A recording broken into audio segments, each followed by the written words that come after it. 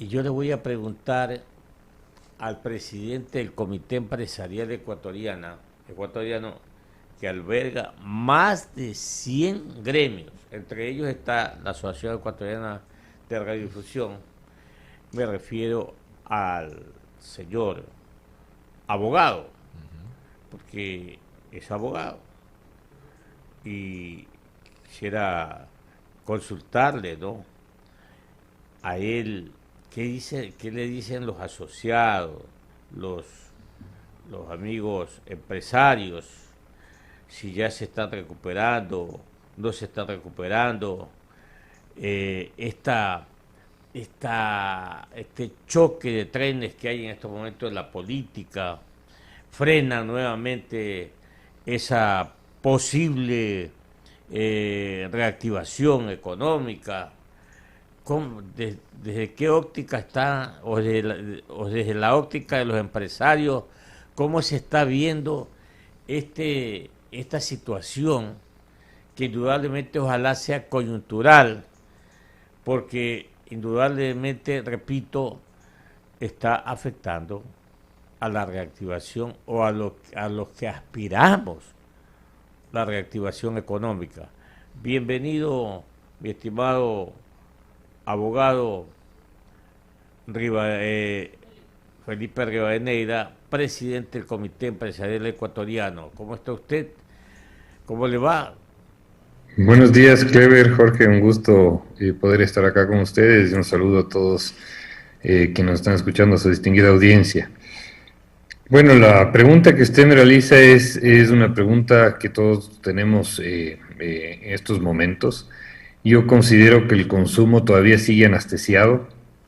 Esto lo he repetido en algunos medios de comunicación, en virtud de que, lógicamente, recién estamos saliendo de una pandemia muy dura, ¿no es cierto?, en donde prácticamente la vacunación terminó o cumplió su meta hace alrededor de un mes y medio, y recién estamos viendo que las actividades están empezando a volver a tener esa nueva normalidad, de alguna manera decirlo, ¿no?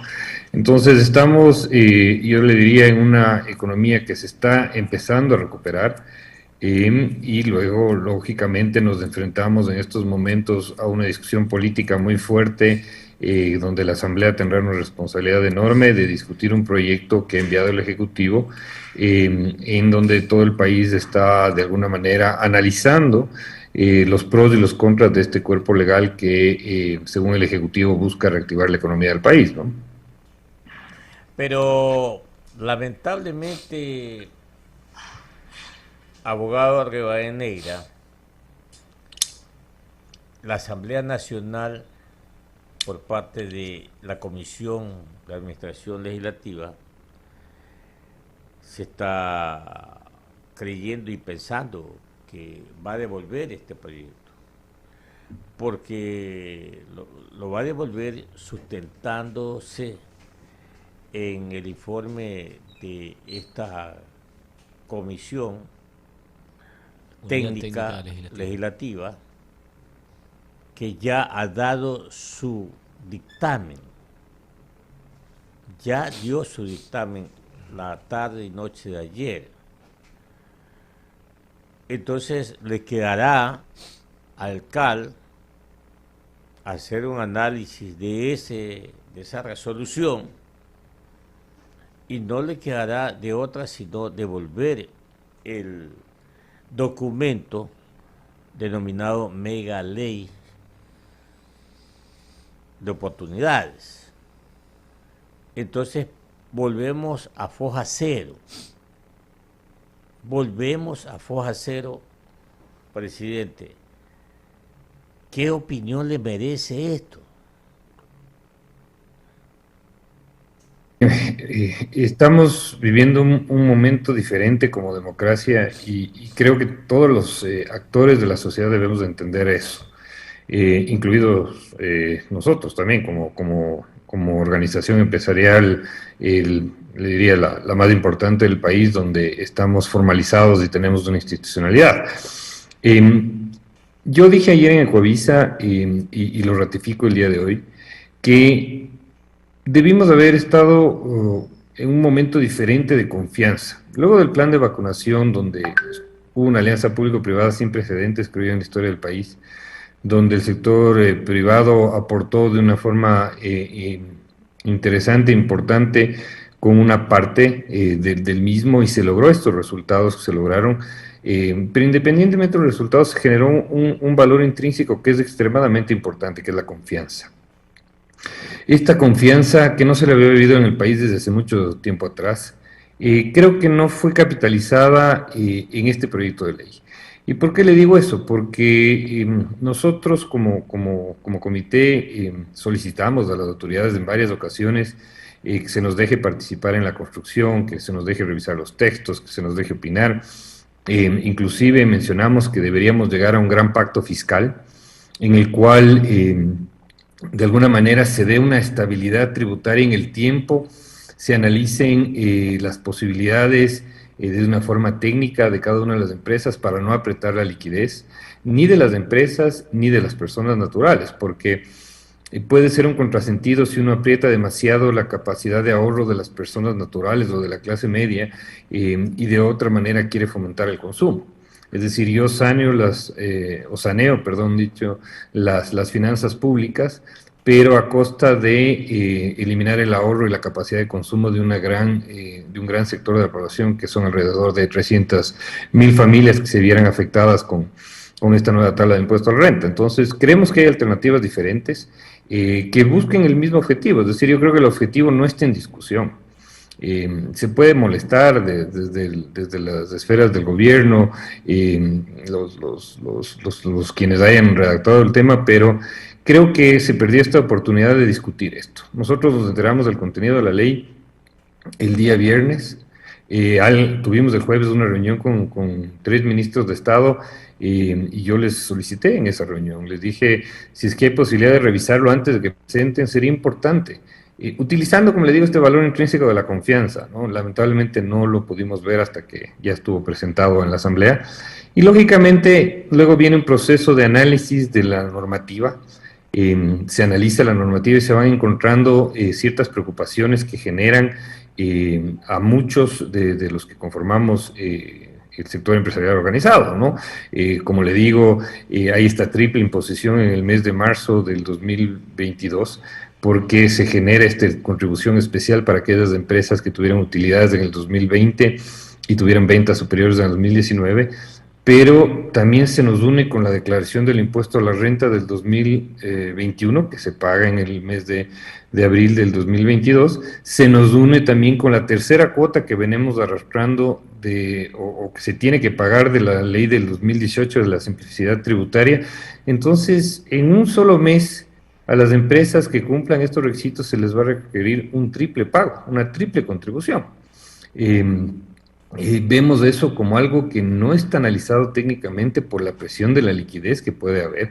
Insisto, el objetivo de tener un sostenimiento macrofiscal, yo creo que eso lo compartimos, pero lo que no estamos de acuerdo, y lo hemos dicho siempre, es que estos impuestos ocasionales o impuestos por única vez o contribuciones solidarias se soliciten cada vez que hay un desbalance, un desajuste en las finanzas, en las finanzas públicas, ¿no? Y si uno hace un análisis, en los últimos 7 años se ha hecho una contribución especial en promedio de año y medio, ¿no?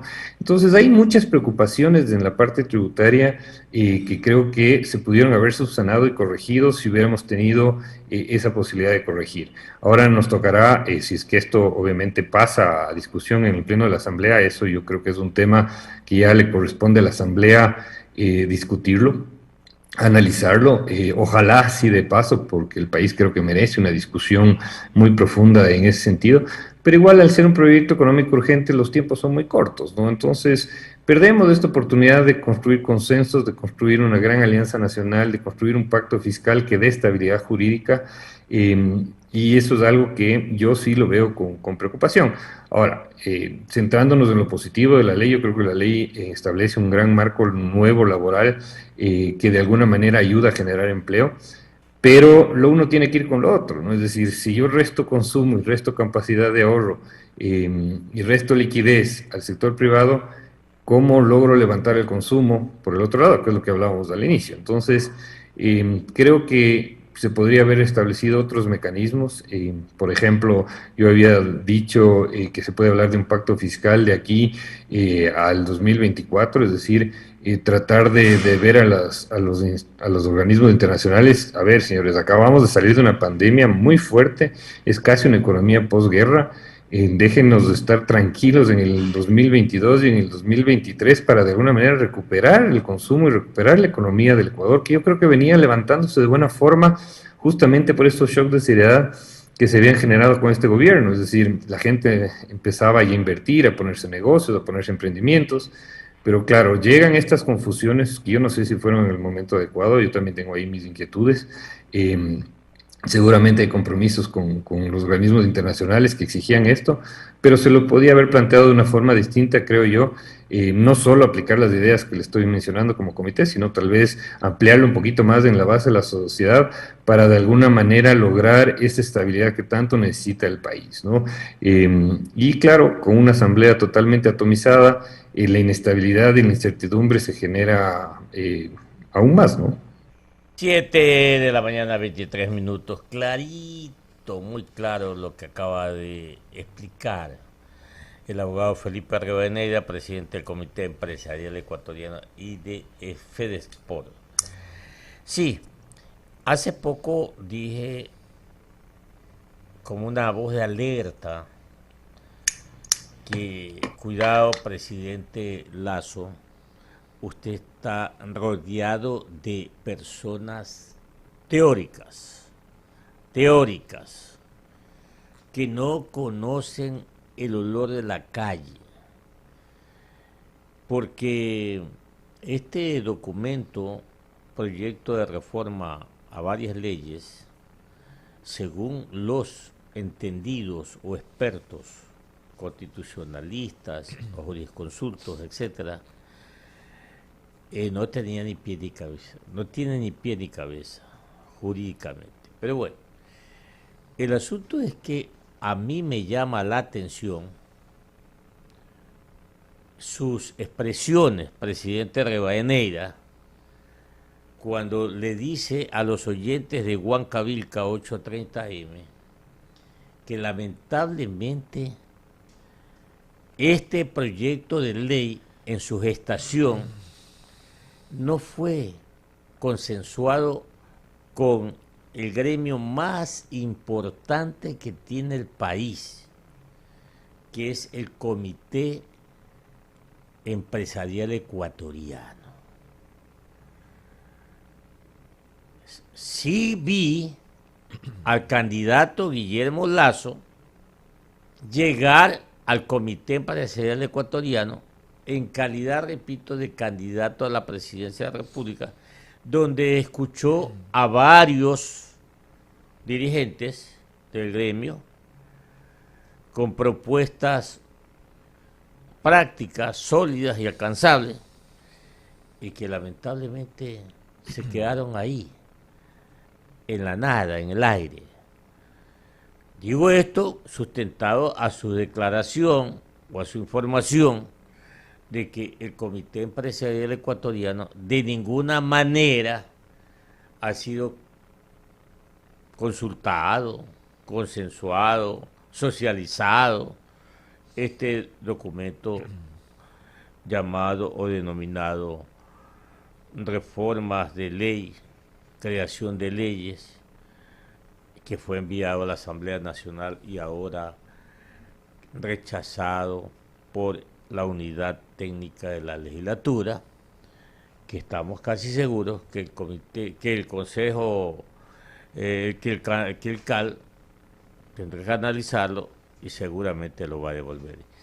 Y pasamos a foja cero, repito, abogado Rivadeneira. Entonces, ¿qué proponemos desde el Comité Empresarial Ecuatoriano ante esta leche derramada, permítame el término? Que ver si el CAL lo rechaza, ¿no? Yo insisto, ojalá todavía exista la posibilidad de que se lo trate en la Asamblea, porque el informe al que hace referencia usted, Clever, no es vinculante, es simplemente una recomendación, pero esto es política. En política lo que cuentan ahí son los votos. Y si hay los votos suficientes, lo pasarán a una de las comisiones a que se lo discuta el proyecto. Si es que esto no sucede y es devuelto, para responder a su pregunta, bueno, yo creo que hay una oportunidad de construir, pues, de reconstruir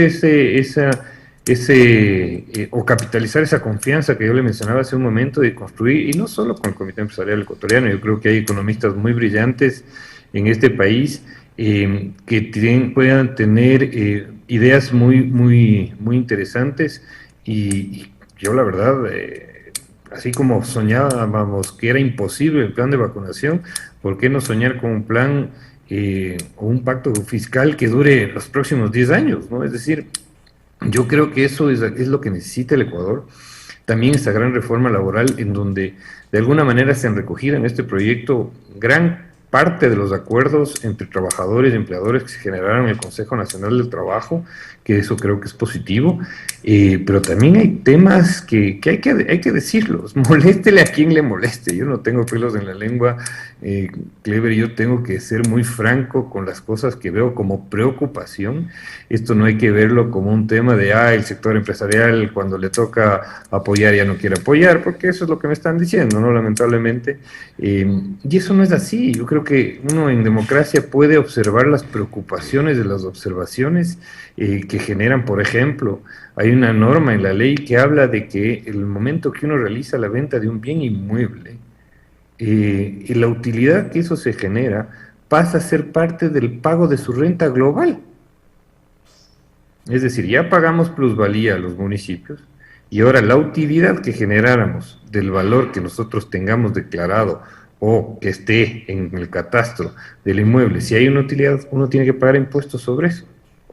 ¿Cómo hacemos que alguien que quiera cambiarse de un departamento de, no sé, digamos 50 metros a uno de 80 metros, que ha invertido, se ha endeudado en adquirir este inmueble, el momento que tiene la oportunidad de venta, lógicamente espera una utilidad? ¿Para qué? Para poder dar ese salto cualitativo y cuantitativo y comprarse un bien un poquito superior? Y aquí no, el Estado quiere meter mano de esa utilidad. Eso es una observación puntual que le hago, ¿no? Otro tema preocupante también. Hay un tema que está establecido ahí, que estamos viendo y analizando fuertemente, que también a los puertos privados que están inherentes a la exportación se les da prácticamente 5 años de vigencia, porque si no ya se les quita la concesión. O sea, hay muchos temas de la letra chiquita, como dice el viejo adagio, el diablo está en los detalles, ¿no? Que seguramente no todos los funcionarios de buena fe, porque yo tengo muy buenos conceptos y criterios de los funcionarios que están en el gobierno, lo han analizado. Y justamente ese es el tema de debatir y discutir. Por eso insisto, hubiera sido ideal, ¿no es cierto?, un escenario ideal que lo habíamos podido revisar con anterioridad y dar esas recomendaciones para que el país salga adelante, que eso yo creo que es lo importante. Pero ahora tendremos, si es que la Asamblea pasa esto, un tiempo muy perentorio para solucionar los temas, y eso siempre y cuando la Asamblea no modifique, destruya o crea un Frankenstein también, que puede suceder, ¿no? Entonces, yo creo que lamentablemente no hemos aprendido a hacer las cosas diferentes, y los resultados, cuando no se hacen las cosas diferentes, pueden ser los mismos que ya hemos visto en el pasado, ¿no? 7:30 minutos en Ecuador continental. Ustedes escuchan Huacabilca 830M. Estamos dialogando con el señor abogado Felipe Rivadeneira, el presidente del Comité Empresarial Ecuatoriano, y de FedExport. Mi compañero, el licenciado Jorge Escobar, se incorpora a este diálogo. ¿Cómo va, abogado? Buen día y bienvenido a Contrapunto. Ustedes tienen observaciones, obviamente, en función del impuesto al patrimonio, por la consecutiva acción que se ha dado en los últimos, diría yo, 10 y hasta 14 años, un poco más. Pero, ¿cuál es el criterio que tienen los empresarios en torno a la aplicación de una nueva ejecución del pago de tributos para quienes ganan hoy un poco más de $2.000, equivalentes a $24.000 al año? Y esto se lo pregunto en función de lo que ha dicho el gobierno, ¿no?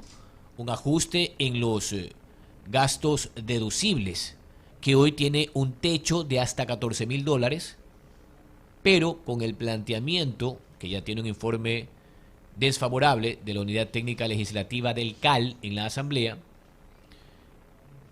se establece que quienes ganan más de 2.000 ya no tendrían ese techo, sino apenas cerca de $5.000, equivalentes a 7 canastas básicas en el Ecuador, que están por cerca de $700.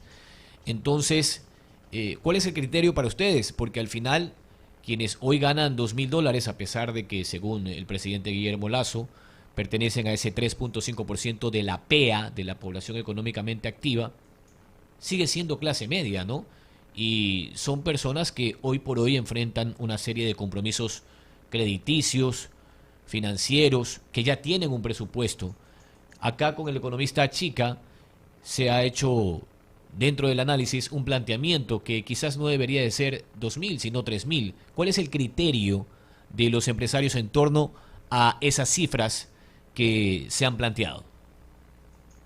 Bueno, a ver, nosotros como sector empresarial, lo que nos va a preocupar ahí es el tema de la capacidad de consumo, porque uno genera bienes, genera servicios, y lógicamente en la economía se requiere que esos bienes y esos servicios sean consumidos por alguien.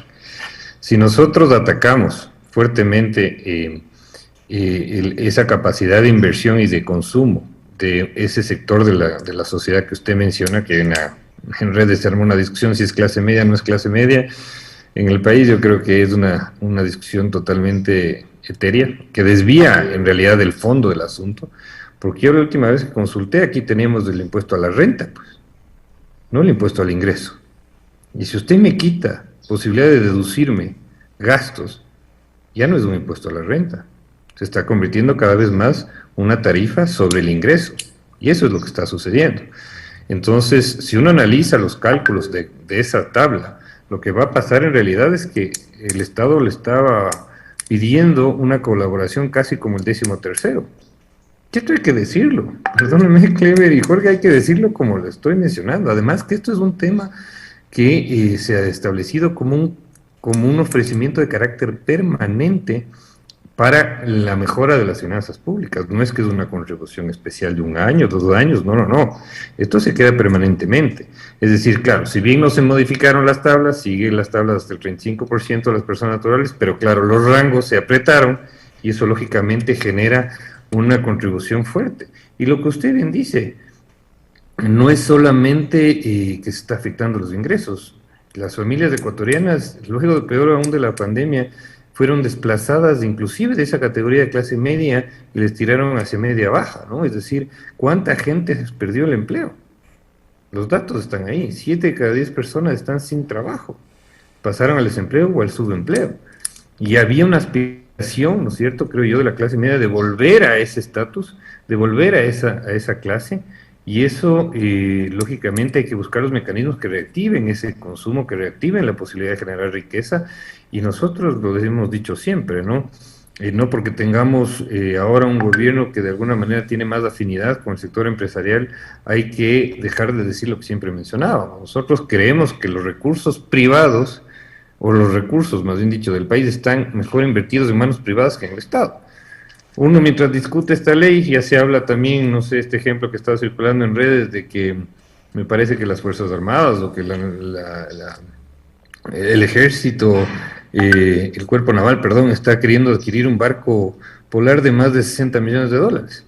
O sea, hay inconsistencias que realmente no se llegan a entender en nuestra sociedad. Cuando las deudas o el impuesto al patrimonio, por ejemplo, ataca los temas de patrimonios que pueden ser, sí, altos, pero muchas veces ilíquidos. Entonces, si hay esa liquidez, ¿qué es lo que va a tocar a esas personas para cumplir con la ley? Porque es la misma base imponible que a siempre se le pide el esfuerzo, ¿no? Es decir, yo no veo aquí una ampliación de bases imponibles, yo no veo aquí soluciones para ver a las personas que no declaran su patrimonio, etcétera, etcétera, ¿no? Es decir, se le piden esfuerzos y ¿qué van a tener que hacer eso? Ahí van a tener que acudir a buscar créditos con los intereses que ya sabemos cómo son en el país para poder cumplir una obligación tributaria. Entonces, ¿qué se genera ahí? una pérdida de capacidad de consumo, una pérdida de capacidad de ahorro, una pérdida de capacidad de inversión para el sostenimiento de las finanzas públicas. Entonces la disyuntiva y la discusión es ahí. ¿En dónde están mejor esos recursos? ¿En las finanzas públicas para un presupuesto de más de 30.000 millones de dólares? ¿O está mejor en manos privadas para generar el emprendimiento? Esos conceptos son los que yo creo que están en discusión y que se tienen que ser analizados. Insisto, yo no quiero ser el dueño de la verdad. Yo creo que hay que debatirlos, discutirlos fuertemente, porque, claro, comunicacionalmente todo se puede dar la vuelta y todo se le puede vender, ¿no? Pero la realidad siempre puede diferir mucho de la parte de marketing y comunicación que se puede generar a través de un proyecto, ¿no?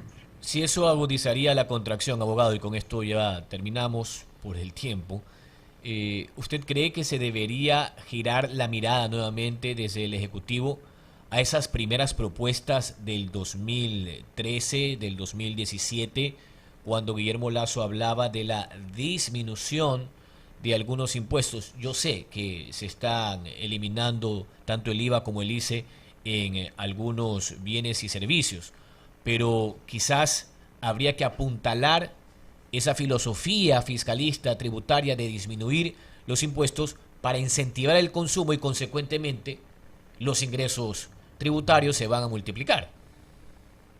Claro, aquí tenemos que, en eso concuerdo con usted, Jorge, yo creo que tenemos que buscar mecanismos de generación de riqueza.